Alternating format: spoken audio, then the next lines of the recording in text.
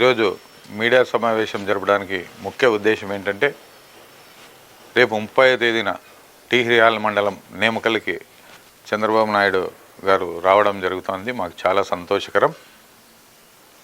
ఆయన రావడంతో రాయదుర్గం ప్రజలకు ఆయన ఎన్నో వరాలు ఇస్తారని చెప్పేసి ప్రజలు మేము కూడా చాలా సంతోషకరంగా ఉన్నాం.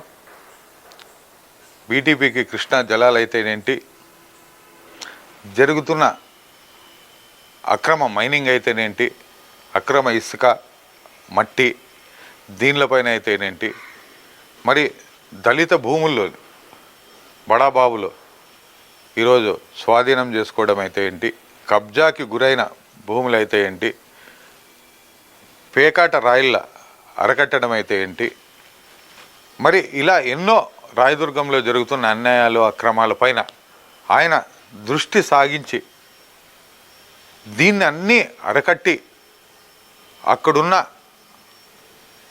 నిరుద్యోగ సమస్య అయితేనేమి,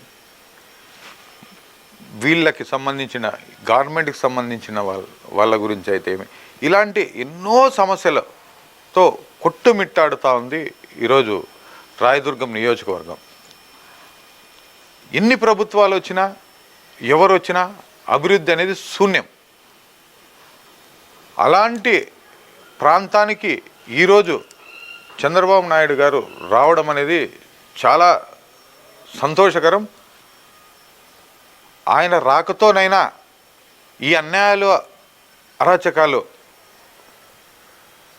ఫుల్ స్టాప్ పడుతుందా, అభివృద్ధి పరుగులెత్తుతుందా అనేది నా క్వశ్చన్. ఆయన వచ్చిపోయిన తర్వాత ఆయన మాట్లాడే స్పీచ్ని విని, మనకిచ్చిండే వరాలను విని నేను మరి మీ ముందుకొచ్చి విషయాలన్నీ అయితే తెలియజేస్తా. యాక్చువల్గా నేను చంద్రబాబు నాయుడు గారిని కలవాలా అని చెప్పేసి దృఢ నిశ్చయంతో ఉన్నా. కాకపోతే గత 1.5 మంత్ బ్యాకే విశాఖ ఉక్కు ఆంధ్రుల హక్కు ఆ సబ్జెక్ట్ పైన భారీ ధర్నా అనేది విశాఖపట్నంలో 1వ తేదీ జరుగుతుంది. అందుకు నేను బయలుదేరుతున్నా. అందుకు సీఎం గారిని కలవలేకపోతున్నా.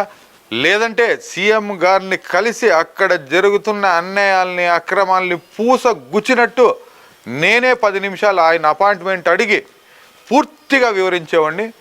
బహుశా మా పార్టీ ప్రోగ్రాం విశాఖపట్నంలో ఉండడం వల్ల, ఆడ భారీ ధర్నా ఉండడం వల్ల నేను కలవలేకపోతున్నా.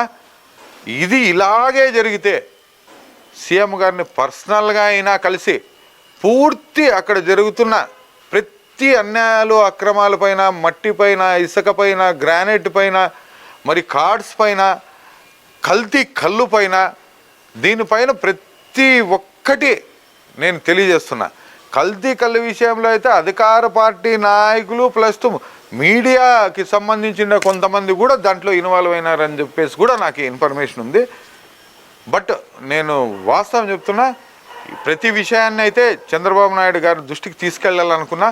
బహుశా నాకున్న ప్రోగ్రాం వల్ల నేను పెద్ద ఆయన్ని కలవలేకపోతున్నా. కలిసినా కలకపోయినా నేను వాస్తవం చెప్తున్నా, ఆయన ఇక్కడికి వస్తున్నాడంటే రాయదుర్గాన్ని ఏదో మంచి వరాల జల్లు కురిపిస్తాడని చెప్పేసి నేను ఆశిస్తున్నా. అదే విధంగా వరాల జల్లు కురిపియాలని చెప్పేసి ఆయనకి నేను ప్రత్యేక కృతజ్ఞతలు జరుపుకుంటూ జై భీమ్, జై భారత్.